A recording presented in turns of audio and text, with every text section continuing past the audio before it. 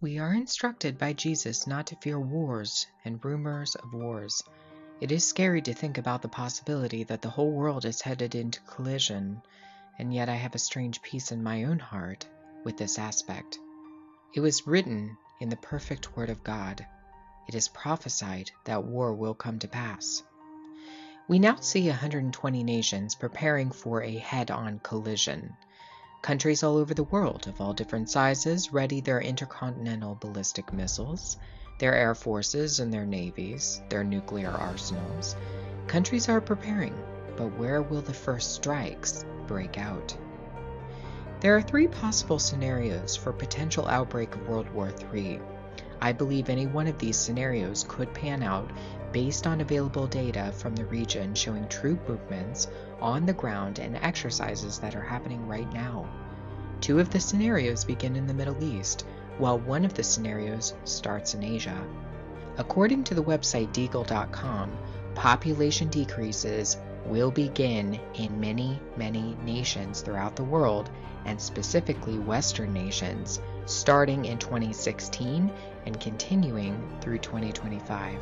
Some of these population reductions are so significant that it begs the question, who is going to be the hardest hit by this war that is coming? From the data on deagle.com, it appears that the United States, Germany, England, Australia, Canada, and some of the other Western nations will be some of the hardest hit nations in the entire world from this event. However, according to deagle.com, there will be many nations in the Middle East who will also be hit with population reduction, including countries like Libya and Israel. The first scenario is based on Saudi Arabia's Thunder of the North. This is a coalition of predominantly Sunni Muslim countries that has come together with a front exceeding 350,000 troops operating sophisticated ground, air, and sea campaigns. They have amassed a coalition in the northern part of Saudi Arabia. This coalition is led by the Saudis, who have bought billions of dollars in weaponry from the United States. Many of the other countries in the coalition have also bought billions of dollars in weaponry, in aerial defense systems, etc. from the US.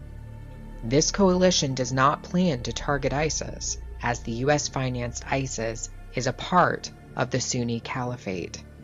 But the fall of Ramadi has galvanized the Iraqi government.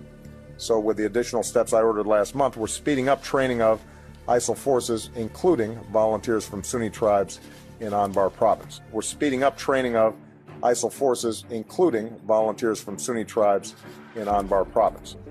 There have been repeated videos, articles, and words directly out of Barack Obama's mouth that the U.S. funds ISIS and routinely drops weapons, ammunition, and food to them.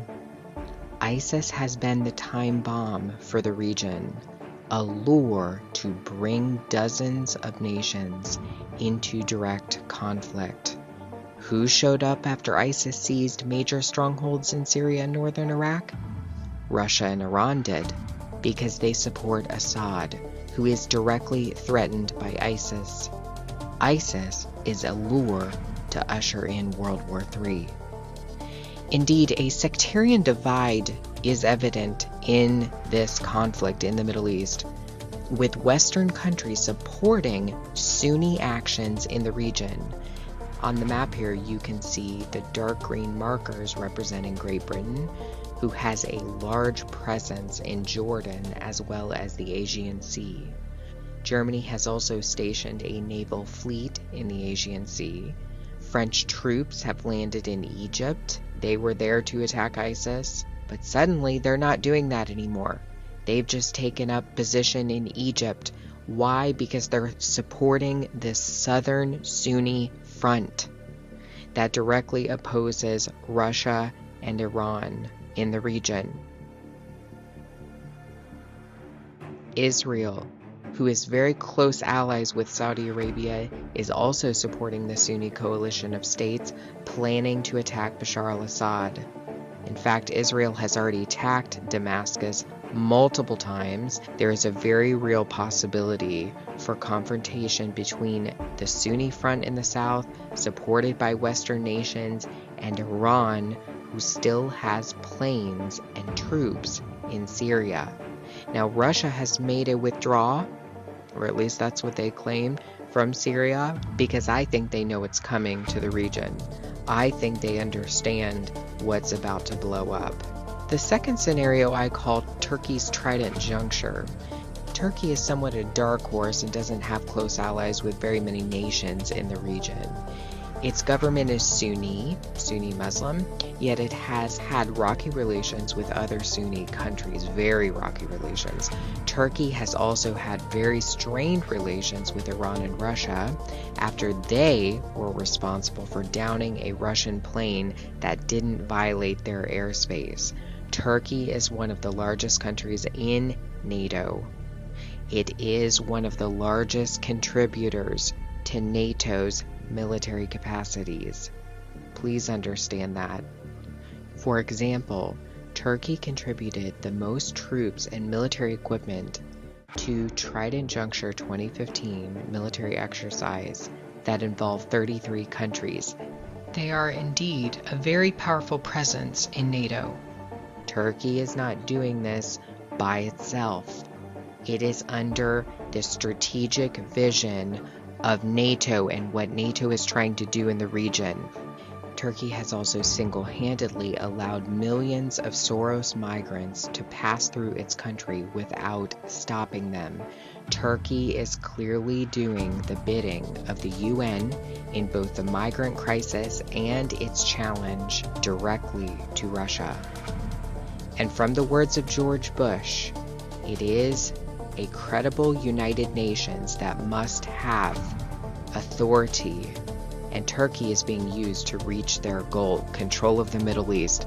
The United Nations is directly behind this. We have a real chance at this new world order, an order in which a credible United Nations can use its peacekeeping role to fulfill the promise and vision of the UN's founders. Now we can see a new world coming into view. A world in which there is the very real prospect of a new world order. A world where the United Nations, freed from Cold War stalemate, is poised to fulfill the historic vision of its founders. When we are successful, and we will be. And they're using Turkey. Their ambition is a new world order. But they need a war first, a very large war with significant depopulation, and Turkey could be a perfect opportunity to confront Russia and Iran right there in Syria and Iraq.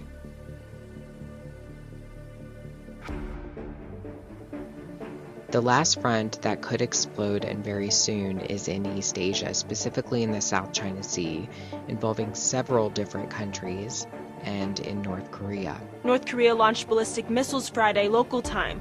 The same week, President Obama issued an executive order to enforce some of the strongest sanctions ever imposed by the United Nations. South Korean media reported the missile launches, one of which flew for about 500 miles before splashing down in the sea. U.S. officials confirmed to media outlets a total of 2 ballistic missiles were fired. Last week, the North Korean regime released images of Kim Jong-un next to what the country said is a miniaturized nuclear weapon, allegedly capable of being attached to a long-range missile.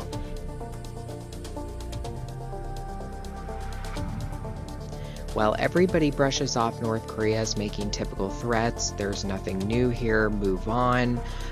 One must understand that the United States and South Korea carried out the largest exercise in South Korea's history in preparation for an imminent confrontation with North Korea.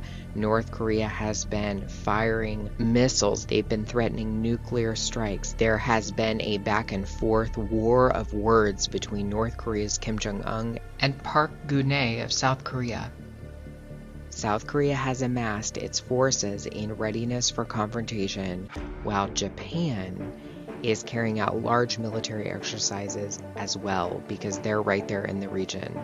According to Deagle.com, both of these countries will face large population reduction starting in 2016 through 2025. I think there's a very real threat here for these countries. An equally concerning front is in the South China Sea, where China is in direct confrontation with several countries, including Taiwan, Japan, Philippines, and the United States, India, Vietnam, etc., etc., etc.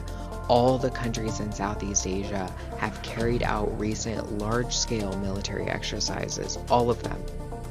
Every day it seems there are hundreds of news articles about rising tensions in the region and the potential for confrontation as China advances to militarize the South China Sea, despite objections from neighboring countries like Taiwan and the Philippines.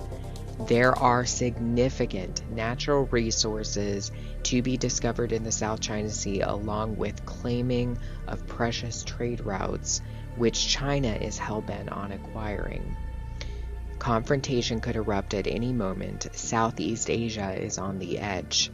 Despite the regions mentioned in this video, there are many, many more areas where the first bomb of World War III could detonate. There are other fronts such as Ukraine, Northern Europe, North Africa, Australia, and an attack on the United States are very real possibilities.